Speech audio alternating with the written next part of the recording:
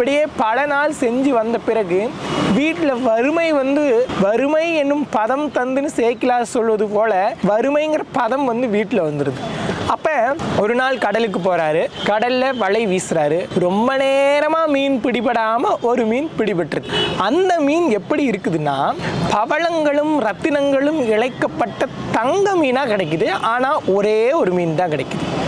அதை எடுத்த உடனே அந்த மீனவர் சமுதாயத்தில் இருக்கிறவங்க அத்தனை பேரும் சொல்கிறாங்க, இந்த ஒரு மீனை வைத்து கொண்டு உன்னுடைய பரம்பரை மொத்தமும் வாழ்ந்துடலாம், அப்படி ஒரு செல்வம் கிடைக்கக்கூடிய ஒரு மீன் கிடைச்சிருக்குதுன்னு சொல்கிறாங்க. ஆனால் கிடைத்த அந்த மீனையும் சிவனுக்காக சிவார்ப்பணம் செய்துவிட்டு கரையேறுகிறார் இந்த அதிபத்த நாயனார். அப்படி சிவார்ப்பணம் செய்கிற போது வான வீதியிலே எம்பெருமான் காட்சி தந்து இவரை ஆட்கொண்டுகிறார். அப்போ இவருக்கு கிடைத்த அந்த ஒரு மீனையும் சிவார்ப்பணம் செய்த காரணத்தினாலேயே இவர் நாயன்மார்களுடைய வரிசையிலே ஒரு நாயன்மாராக ஆக்கி கொடுத்திருக்கிறார். இந்த நாயன்மாருடைய குரு பூஜை ஆவணி மாதம் ஆயில நட்சத்திரத்தன்றைக்கு வருகிறது.